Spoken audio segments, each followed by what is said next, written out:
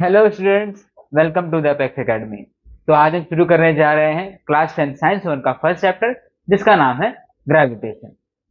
Gravitation क्या है? Gravitation जो है एक टाइप का फोर्स, अट्रैक्टिव फोर्स है, जो किसी भी दो ऑब्जेक्ट के बीच में लगता है। मतलब अगर कहीं पे भी दो ऑब्जेक्ट प्रेजेंट है तो क्या हो जाएगा, उन दोनों के बीच में अट्रैक्टिव फोर्स यानी कि ग्रेविटेशन फोर्स लगेगा ही लगेगा।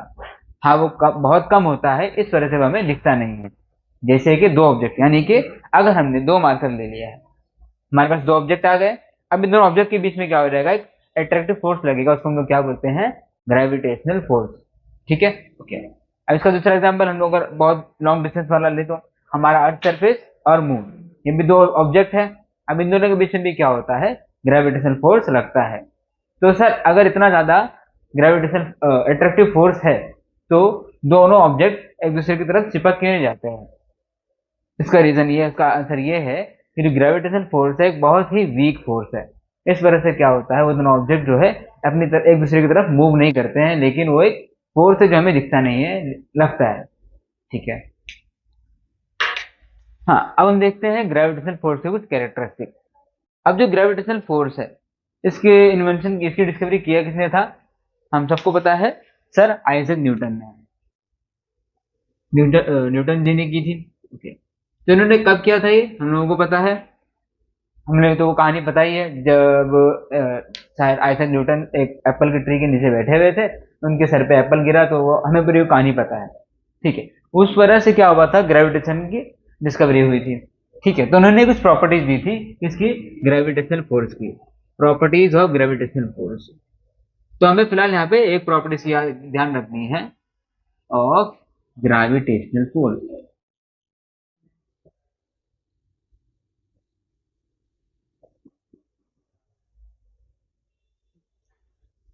तो पहली प्रॉपर्टी क्या है, ये एक टाइप ऑफ अट्रैक्टिव फोर्स है। It is one type, it is a type of attractive force.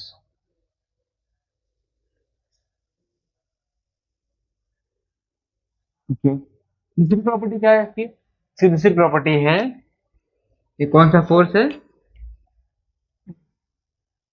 इसकी दूसरी प्रॉपर्टी क्या है, ये लगता है towards the centre.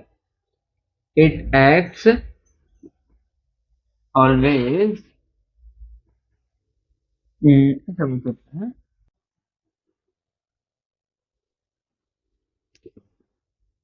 It always towards the centre.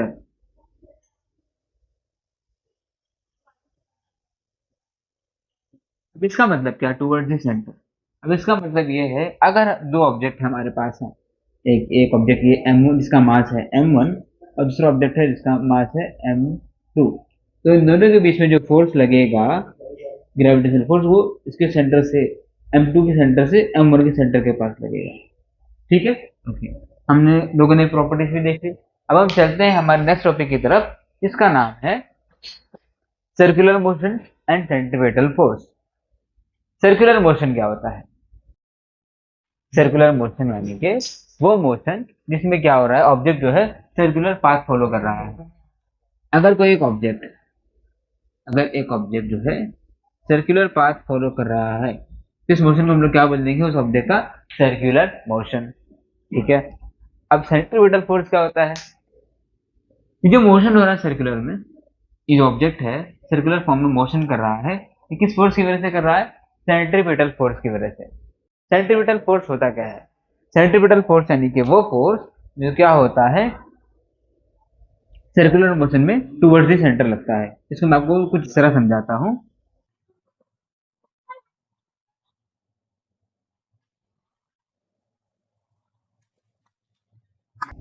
तो देखो, अगर हमारे पास एक ऑब्जेक्ट है जिसने क्या किया,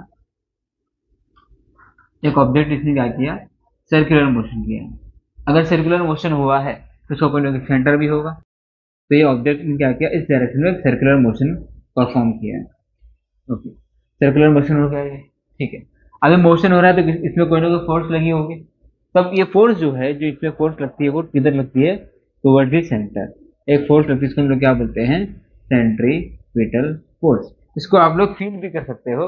अगर आप लोगों ने एक धागे में पत्थर या फिर किसी ऑब्जेक्ट को बांधा और उसको अगर आप सर्कुलर मोशन में घुमाओगे तो क्या हो जाएगा, आपको अपने हाथ में एक फोर्स फील होगा, एक प्रेशर लगाने के जैसा फील होगा कि यहाँ पे हम लोगों को कुछ प्रेशर लगाना पड़ रहा है।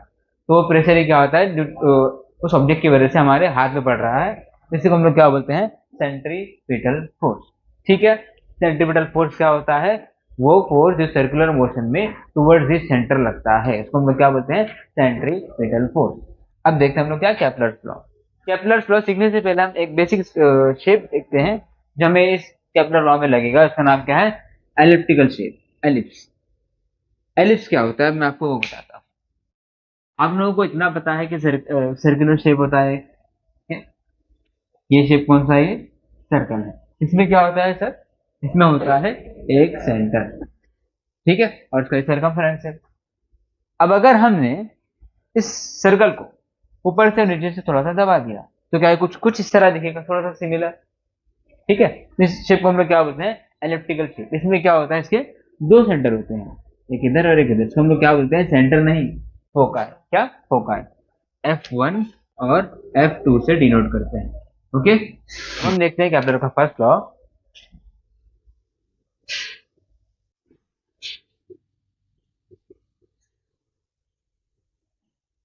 लॉ क्या कहता है हम लोगों को, कि the orbit of a planet is an ellipse with the sun at one of the foci. मतलब अगर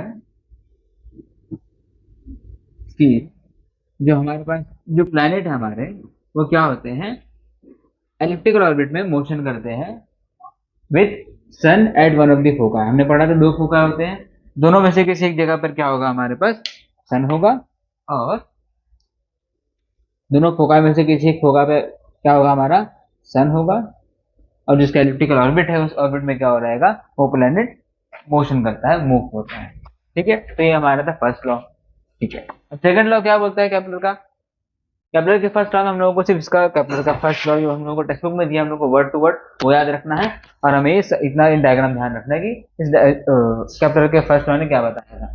ठीक है, अब हम चलते हैं केपलर के सेकंड लॉ की तरफ। केपलर सेकंड लॉ क्या बोलता है, the line joining the planet and the sun sweeps equal area in equal interval of time. अब इसको समझाने के लिए मैं आपके सामने एक डायग्राम बनाता हूँ, इससे आपको समझ में आएगा। केपलर के सेकंड लॉ को समझने के लिए हम लोग इस डायग्राम में देखेंगे, अगर ऐसा हो रहा है कि ए से बी में जाने के लिए हम लोगों को एरिया A1 कवर किया है इस प्लैनेट ने, और सी से डी जाने में A2 का एरिया कवर किया है। दोनों में सेम क्या है कि ये जो दोनों एरिया बने हैं इक्वल इंटरवल में बने हैं, यानी कि दोनों का टाइम में क्या है, सेम है, इक्वल इंटरवल। मतलब क्या हो जाएगा, अगर इसको टाइम लग रहा है T1 इतने एरिया कवर करने के लिए इस प्लैनेट को, और इतने एरिया को कवर करने के लिए इस प्लैनेट को टाइम लग रहा है T2, तो हम लोगों को क्या पता चला, जो T1 है किसके बराबर होगा, T2 की। ठीक है, ये कंडीशन है कि T1 से T2 के बराबर होना चाहिए।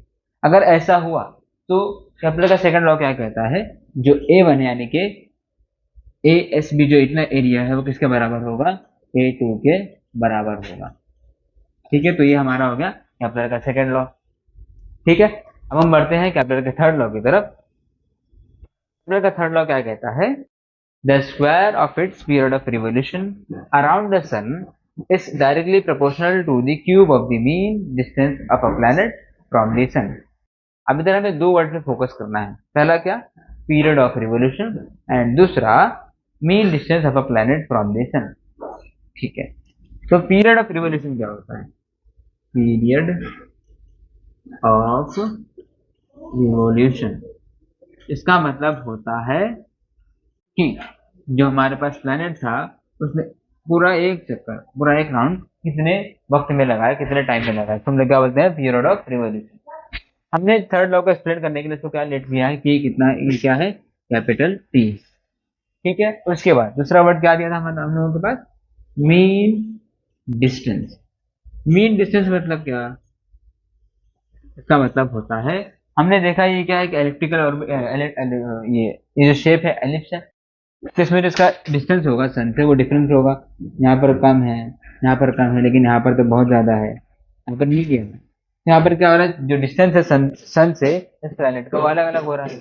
हमने क्या किया है, थर्ड लॉ में इन सारी डिस्टेंस का एक एवरेज निकाला है, और एवरेज को हमने क्या नाम दिए है, मीन डिस्टेंस, और उसको हमने यहाँ पे किससे रिप्रेजेंट किया है, स्मॉल आर से। ठीक है, तो अब थर्ड लॉ क्या बोलता है मैथमेटिकल एक्सप्रेशन से, हम लोग वो देखते हैं कि the square of period of revolution is directly proportional to the cube of the mean distance from the sun. ठीक है, T square is directly proportional to the R cube. ठीक है, ओके। अब हम इसको आगे देखते हैं कि हम इसको आगे क्या कर सकते हैं। जब भी ये प्रोपोर्शनल साइन आता है तो हम क्या करते हैं, हमारा मैथमेटिकल इक्वेशन बनाने के लिए हम इस प्रोपोर्शनल साइन को हटाते हैं। कैसे हटाते हैं, हम इधर लगाते हैं एक कांस्टेंट, तो हम लोग को क्या मिलेगा, T square is equal to a cube. ठीक है, इसको हम लोग थोड़ा सा और अरेंज करेंगे तो हम लोग को क्या मिलेगा, T square upon R cube is equal to Q. तो ये हमारा फाइनल मैथमेटिकल एक्सप्रेशन आता है कैपलर के थर्ड लॉ का। ठीक है, तो ये थे हमारे कैपलर के तीनों law, कैपलर first law, second law and third law. तो हमारा नेक्स्ट टॉपिक जिसका नाम है Newton's law of gravitation. Newton's law of gravitation नाम से ही लग रहा है किसने दिया था ये law, Newton, sir Isaac Newton ने दिया था। अब लॉ क्या है हमारे पास, जब हम हमारी टेक्स्ट बुक में देखेंगे तो हमारी टेक्स्ट बुक में प्रॉपर लॉ लिखा हुआ है, according to this theory every object in the universe attracts every other object with a definite force. This force is directly proportional to the product of masses of two objects and inversely proportional to the square of the distance between them. अब हम इसको फिर से diagram के through समझते हैं। अगर हमारे पास दो ऑब्जेक्ट, कौन कौन सा ऑब्जेक्ट है, एक ऑब्जेक्ट है जिसका मास है, एक ऑब्जेक्ट ये है जिसका मास है m1, और एक ऑब्जेक्ट ये है जिसका मास है m2। ठीक है, इन दोनों के बीच में डिस्टेंस, तो हम लोग सेंटर से लेने वाले डिस्टेंस, ठीक है, ध्यान रखना हम लोग, कितना है वो हम लोग यहाँ पर लेते हैं d। ठीक है, ओके। तो न्यूटन का जो gravitation law, Newton universal law of gravitation क्या बोलता है, जो इन दोनों के बीच में जो फोर्स लगने वाली है, वो फोर्स जो है इन दोनों के, जो फोर्स लगने वाली है वो इन दोनों के मासेस के प्रोडक्ट के डायरेक्टली प्रोपोर्शनल है। ठीक है, और ये जो फोर्स है इन दोनों मासेस के बीच में, इन दोनों ऑब्जेक्ट के बीच में जो डिस्टेंस है उसके स्क्वायर के इनवर्सली प्रोपोर्शनल है। ठीक है, इन दोनों को हम लोग जब कंपाइल करेंगे तो हम लोग को क्या मिलेगा, F is proportional to m1 m2 upon R square. ठीक है, तो ये हमारा था न्यूटन्स लॉ ऑफ ग्रेविटेशन। जब हम इसको और थोड़ा सा अरेंज करेंगे, यानी कि हम एक प्रोपोर्शनलिटी साइन हटा के इसका मैथमेटिकल इक्वेशन बनाएंगे, तो हमें फाइनल इक्वेशन क्या मिलेगी इसकी, F is equal to G m1 m2 upon R square. तो हमें ये मैथमेटिकल इक्वेशन याद रखनी है। ठीक है, जिसमें कि F क्या है, फोर्स ऑफ ग्रेविटेशनल फोर्स है, जी क्या है, ये है यूनिवर्सल ग्रेविटेशनल कांस्टेंट। यहाँ पे हमने क्या किया था, प्रोपोर्शनल साइन हटा के कांस्टेंट लगाया, वो क्या है, कैपिटल जी है। सर इसका नाम यूनिवर्सल ग्रेविटेशनल कांस्टेंट क्यों है, क्योंकि देखा गया एक्सपेरिमेंट जो जी की वैल्यू है पूरे यूनिवर्स में सेम है, कहीं पर भी चेंज नहीं हो रही, इसलिए इसका नाम क्या रखा गया, यूनिवर्सल ग्रेविटेशनल कांस्टेंट। m1 क्या है, mass of the first object, m2 क्या है, mass of the second object, और डी आर क्या है, आर बोलो या फिर डी ले लो आप, दोनों जो हम रिलेट कर रहे हैं वही लो, डी यहाँ पर भी है और डी यहाँ पर भी है, और डी क्या है, इन दोनों के बीच का डिस्टेंस। ठीक है, ओके। तो ये था हमारा क्या, यूनिवर्सल लॉ ऑफ ग्रेविटेशन। अब ये भी जो लॉ है हमारे पास किधर लगेगा, towards the centre of the object. ठीक है, हो गया यहाँ तक। अब हम देखते हैं सिर्फ कुछ प्रॉपर्टीज। चलो हमें क्या समझ में आया, पहले हम लॉ लिखते हैं, फॉर्मूला उसका वापस लिखते हैं, F is equal to G m1 m2 upon D square. ठीक है, इससे हमें क्या दिख रहा है, अगर हम m1 को डबल कर दिया, यानी कि 2m1 कर दिया, तो हमें क्या मिलेगा, जो फोर्स भी क्या हो जाएगी, वो फोर्स भी जो है डबल हो जाएगी, है ना। अगर ये 2 से मल्टीप्लाई होगा, ये 2m हो जाएगा, तो ये भी क्या हो जाएगा, दोगुना बढ़ जाएगा। और अगर m1 बढ़ा लो या फिर m2 बढ़ा लो, दोनों बात हुई, m1 और m2 को अगर हमने क्या किया, दोगुना कर दिया, हम लोग को क्या मिलेगा, सेम रिजल्ट यहाँ पर भी मिलेगा, f जो है 2f के बराबर हो जाएगा। एंड दूसरा, अगर हमने क्या किया, जो हमारे पास मेन डिस्टेंस डी है, हमने उसको डबल किया, 2d कर दिया, d को डबल कर दिया, 2d कर दिया, तो हमें क्या मिलेगा, f जो है f/4 मिलेगा, यानी कि 4 टाइम्स जो 4 से वो कम हो जाएगा। क्यों? क्योंकि ये क्या है, इसके इन्वर्सली प्रोपोर्शनल है एंड स्क्वायर में इन्वर्सली प्रोपोर्शनल है। देखा जाएगा 2 का हो जाएगा स्क्वायर 4। समझ में आया?